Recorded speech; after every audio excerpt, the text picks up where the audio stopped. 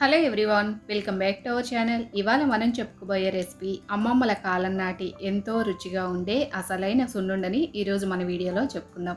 ఎందుకంటే దీన్ని ఒక్కొక్కరు ఒక్కొక్క విధంగా చేస్తూ ఉంటారు. కానీ పర్ఫెక్ట్ కొలతలతో నెయ్యితో సహా ఎంత కొలత వేసుకుంటే మనకి సున్నుండలు అనేవి కమ్మగా చూడటానికి మంచి కలర్లో వస్తాయో ఈరోజు వీడియోలో మనం చెప్పుకుందాం. ఇంకా లేట్ చేయకుండా ఈ సున్నుండల రెసిపీని ఎలా ప్రిపేర్ చేసుకోవాలనేది చూసేద్దాము.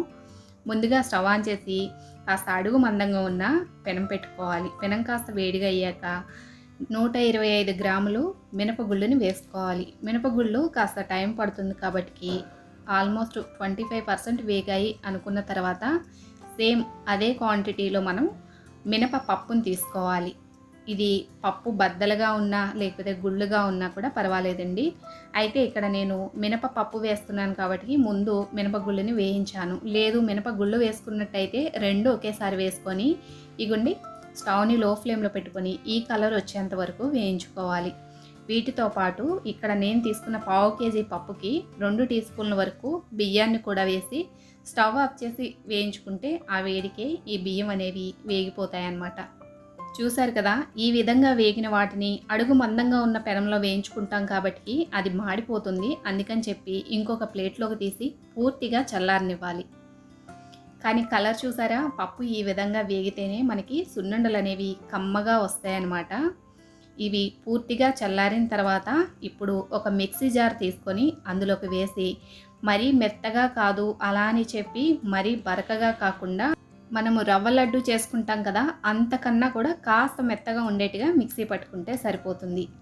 నేను చేసే సున్నుండలు పావు కేజీ పప్పే కాబట్టి నేను మిక్సీ జార్లో వేసాను. లేదు మీరు ఎక్కువ క్వాంటిటీలో చేసుకోవాలి అనుకుంటే పిండి మరక తీసుకెళ్ళి పిండి పట్టించుకుంటే బాగుంటుంది. చూసారు కదా, పిండి ఈ విధంగా ఉండాలి. ఇలా మిక్సీ పట్టుకున్న పిండిని ఒక ప్లేట్లోకి వేసి మనం తీసుకున్న పావు కేజీ పప్పుకి 200 గ్రాముల వరకు బెల్లాన్ని తీసుకుంటే స్వీట్ మరీ ఎక్కువ కాదు, అలానే తక్కువ కాకుండా కరెక్ట్గా సరిపోతుంది. ఆ బెల్లాన్ని ఈ మనం మిక్సీ పట్టుకున్న పిండిలో వేసి ఒకసారి కలుపుకొని తర్వాత మిక్సీ పట్టుకున్నట్టయితే మనకి మిక్సీ అనేది ఈజీగా తిరుగుతుంది. అలాగే బెల్లం కూడా ఈ పౌడర్లో చక్కగా కలుస్తుందన్నమాట. చూసారు కదండి, బెల్లం కలిపిన ఈ పిండిని మళ్ళీ ఒకసారి మిక్సీ జార్లో కొంచెం కొంచెంగా వేసుకొని మిక్సీ పట్టుకోవాలి. ఇలా పట్టుకున్న దాన్ని ఒక బౌల్లోకి వేసి చక్కగా మరలా మెత్తగా అయిందో లేదో చూసుకొని ఇంకొకసారి అవసరమైతే మరలా మిక్సీ పట్టుకోవాల్సి ఉంటుంది. చూసారు కదా, ఈ విధంగా మనం మిక్సీ పట్టుకొని సున్నుండల పొడిని అనేది ప్రిపేర్ చేసుకోవాలి.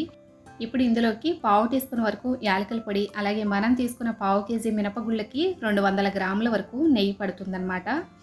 ఆ నెయ్యి కూడా కాస్త గోరువెచ్చగా ఉండేట్టుగా చూసుకోవాలి. కొంచెం కొంచెం నెయ్యిని పోసుకుంటూ ఈ పిండి అంతా కూడా నెయ్యి బాగా కలిసేట్టుగా కలుపుకోవాలి.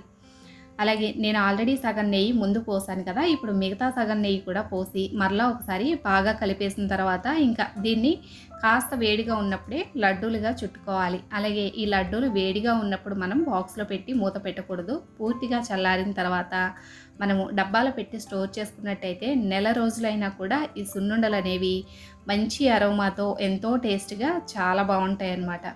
చూసారు కదండి, ఈ సంక్రాంతికి మీ ఇంట్లో మీరే హైజీనిక్గా పిల్లలకి ఈజీగా ఎంతో సింపుల్గా చేసుకునే ఈ సున్నుండలని చేసి పెట్టేయండి. చక్కగా ఎంజాయ్ చేస్తారు.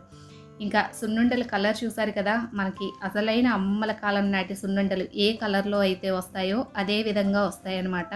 వెనకటి కాలంలో సున్నుండలు చేయాలి అంటే మినపగుళ్ళను వేయించి తిరగల్లో వేసి ఇసిరేవారు కదా. అది కాకుండా మనం తీసుకున్న ఈక్వల్ క్వాంటిటీ మినపగుళ్ళు మినపప్పుతోటి మంచి కలర్లో అదే టేస్ట్ తోటి వస్తాయి. తప్పకుండా ట్రై చేయండి.